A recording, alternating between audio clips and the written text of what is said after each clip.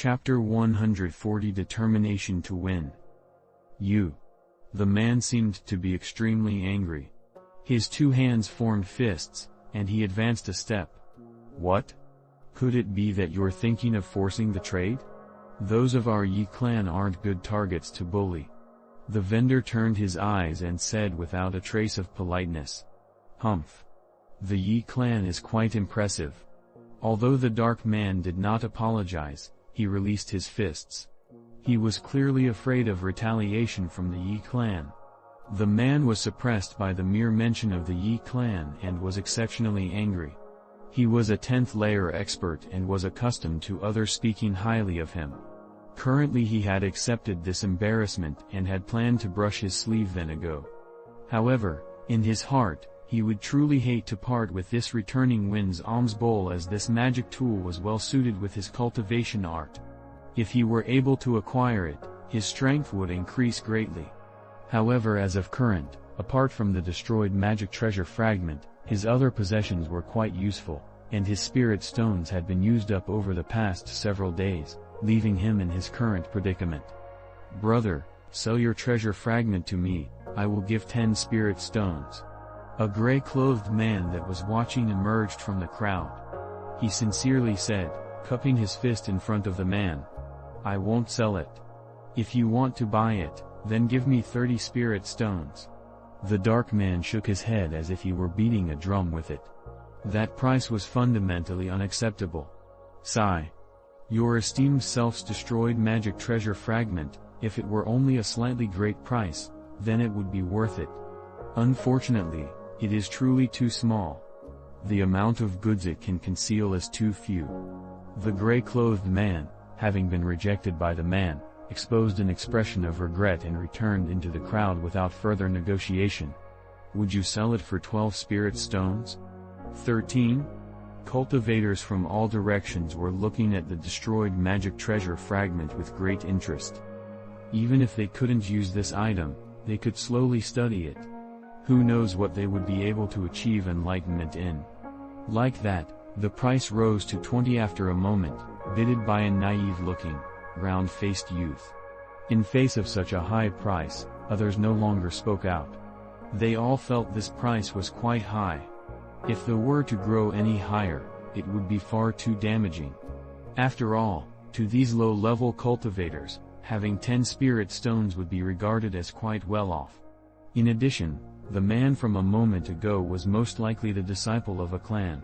Only they could possibly be that rich. 20? The dark man's expression changed. The bid had reached his minimum. If he were to pair it with a few other objects, he would be able to exchange with the vendor for the returning wind alms bowl. You want to pay 20 spirit stones? The man amiably said toward the round-faced youth. Although nobody knew why, after a moment, the youth's face was red. Then after another moment, his face turned white, and he became extremely frantic. I don't have that many spirit stones. After the round-faced youth stammered these words with frustration and unease, the surrounding spectators were shocked. You don't? Then why did you just yell that? Could it be you said it to deliberately amuse me? When the dark man heard this, the man's belly full of anger erupted out from his body, rigidly pressing down onto the youth with formidable grandeur. I simply saw everyone shouting out prices for fun. Without thinking, I also opened my mouth. Brother, please forgive me.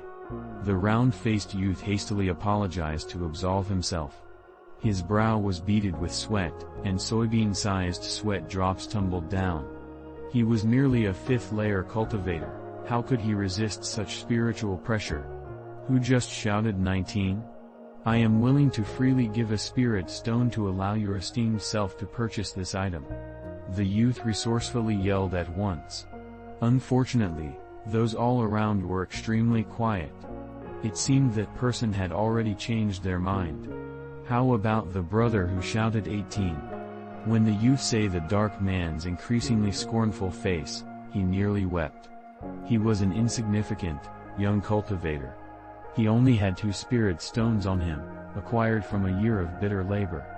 Just as the people thought they were about to see quite a good show, "Wait a moment," a relaxed voice suddenly sounded out.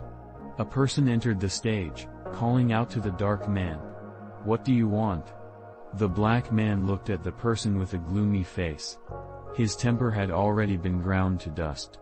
If this person wanted to have a feud, he wouldn't mind taking them both out. Although this person was not weak, he was only of the 9th layer.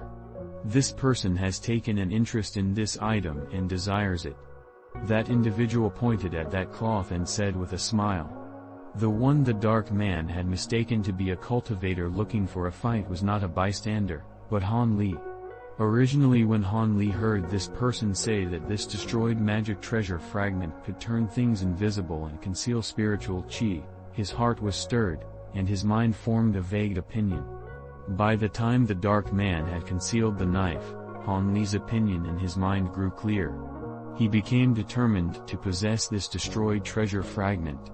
"How much will you purchase for it?" The dark man was surprised, but a moment later, his expression eased as he asked this question. This person does not plan to purchase it, but rather use this object to exchange for it.